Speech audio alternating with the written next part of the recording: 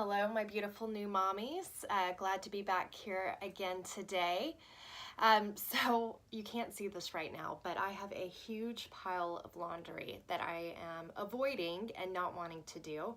I would much rather be here chatting with you. So, yeah, today I want to start telling my story about how I started my journey of building my village. So just a reminder, this channel was created really around my mission, which is to help every new mom find their village for better balance and support.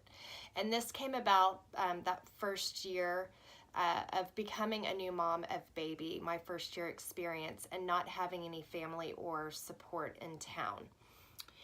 And, what are the challenges that I went through, and also just, how was I able to overcome those challenges? What were some things I did?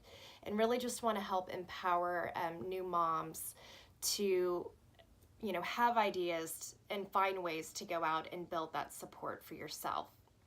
So again, you are taking care of baby, so we here in this channel, we're all about taking care of you and giving you some fun ideas on how to do that. So let's get started. So that first year, really, this was, about 2 months in, and, things have hit me. My significant other has gone back to work. All of my friends are at work. It just so happened that I didn't get pregnant around the same time as a lot of people that I knew. And so, when everybody was back at work, I, quickly realized that I was alone during the week, and not being able to leave the house, and just all the things you go through, right? So that first year, there's so many things that are out of your control. Baby is building up their immune system, out of your control. Baby's teeth are coming in and they're up all night, out of your control. Your significant other has to go back to work or has to work late, and you just found out. It's a Monday and they're not going to be home until later. Again, out of your control. So personally, I realized that I really needed to build a support system that I could depend on during the week without needing to rely on my significant other and my husband. So how did I do this?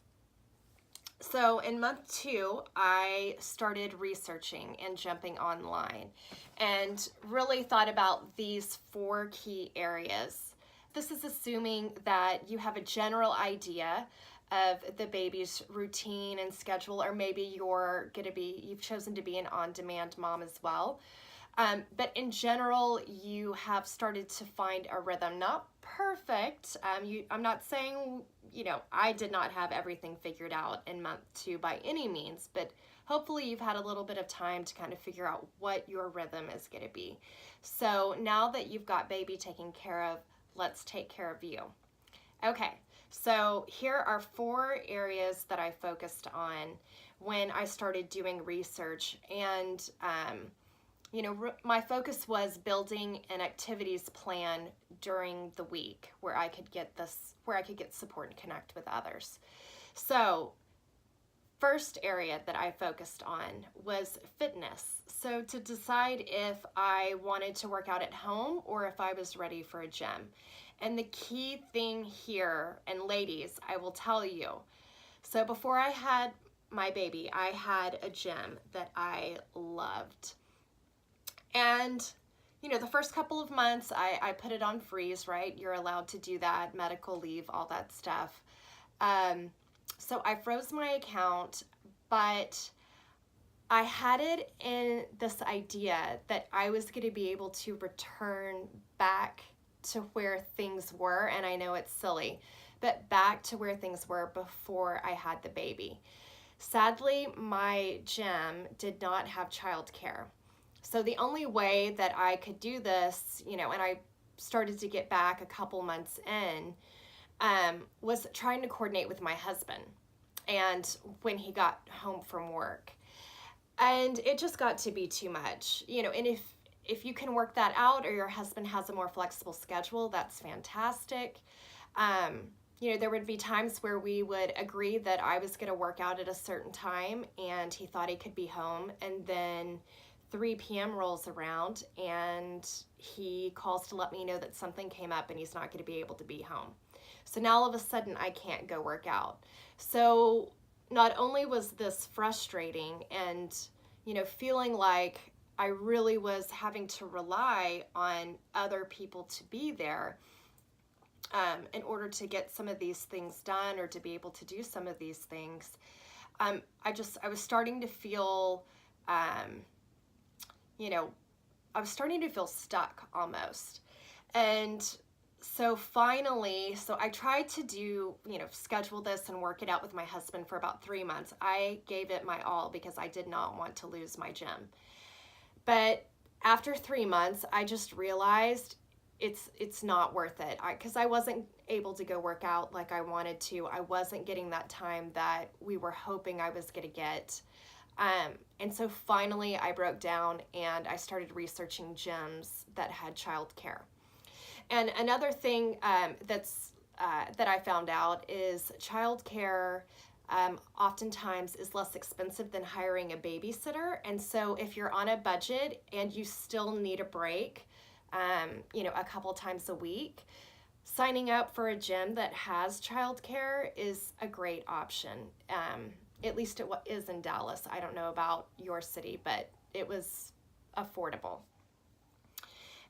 And so that's area number 1, was fitness. So, you know, should I stay home and work out? And, you know, you can find ways to do that. That is doable. Or, you know, find a home gym with childcare. So area number 2 that I focused on was sleep. And finally, you know, I tried to do all of these different things, go to bed early, go to bed late, take a nap, all of the stuff. And at the end of the day, I realized over time, I'm just going to do the best I can. And I actually removed the word sleep from my vocabulary because I was just getting frustrated if I was not able to fall asleep. So I replaced sleep with rest. And even if it was just closing my eyes and being able to lay down while baby is taking a nap, that was an achievement. And so that's area number 2. And I did all kinds of research. So I encourage you, there's all kinds of different ideas that you can do to try to help you get better sleep. Even, you know, listening to soothing music 30 minutes before you try to go to sleep, just to slow your mind down and relax your body. So that's the second area that I researched. The third is fun. So coming up with activities with baby that you can do outside of the home. And this is going to help you, especially if you can come up with a weekly rhythm and this, you know, what I'm calling an activities plan. And, you know, make sure it's flexible too, right? I mean, this is not meant to be rigid. This is not meant for you to feel like you have to go do something, and if you don't, you've failed, or, you know, we're not assigning ourselves more things to do. Really, the purpose of coming up with activities to get you outside of the house is just to give you an outlet. It's to give you an outlet to connect with others, to have fun with your baby. And I do believe it's healthy as new moms just to get outside, breathe the fresh air, you know, and just clear your mind a little bit as well. So activities and just researching things I can do that were in my area. So really just focusing on, you know, you could type in your zip code, you can type in mommy baby classes. I'll have more videos on this coming up. So really excited about that. So the third area was fun. Fourth area is the idea around building a village. So these are activities that you can do with baby to help you connect with others in your same phase of life. You know, I've heard moms say this, you know, it doesn't matter, you know, how old the kids are, you know, just having somebody to connect with. I connected with someone when they, you know, they were in their 50s and things like that. So while I do believe that any connections are healthy and helpful during the week, I did find that there was some value in meeting up with moms who were going through the same things in the same phase that I was in. So for example, if you're a mom of a 3-month-old, you're going to be going through very different things than a mom of a 1.5-year-old. Is that right? Yeah. Or let's say a 1-year-old. 3 months and the things that you're going through are very different than things that a baby is going through at the year 1. Now, can you meet and connect with moms who have older kids and they can share with you wisdom and tips and all these things?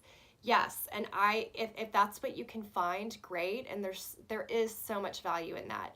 I also feel like there's value in connecting with moms that are going through the same thing at the same time. It's really just so you know that you're not alone, you're not crazy, and to be able just to connect with someone who's going through exactly what you're going through. I mean, you could even, if you think about it, you could connect with your husband, but at the end of the day, there are some things that your husband, or your significant other, as much as they love you and as much as they want to help, they're not going to fully understand what you're going through, because you're going through things with your body, you're going through things with your emotions, you're going through things with your baby. And so just being able to connect with someone who can say, yes, I know exactly what you're going through, and I'm going through a lot of similar things. And you would be amazed, even with the pediatrician, especially in that first year, a lot of the key milestones, every child develops at different times and things like that. So yeah, don't get all caught up in, oh, it's been a month and my child's not where other children are. Yeah, don't worry about that. But in general, there are some key milestones that pediatricians and doctors have been able to observe where children are kind of developing around the same time and hitting key milestones around the same time. So the good news about that is if you can find moms who are, have the same age, their baby is the same age, you guys are probably going to be going through common things. And so it's so healthy, and just, it was healthy for me just to be able to connect with someone and they could say, yes, I know exactly what you're talking about. That was just huge for me, and getting support. So so those are the 4 areas that I focused on when I started researching and just thinking through, what would a flexible activities plan look like? What are my options that are even out there? What does that look like? And also remember, as I've said before, to find time to laugh along the way. And I will include a link to one of my blog posts about this, because I think it's so important to laugh along the way.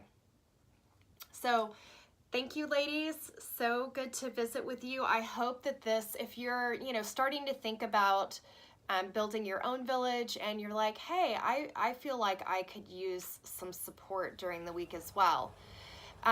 Hope this gives you some fun ideas to start researching and just finding what are some options and things that are out there in your area.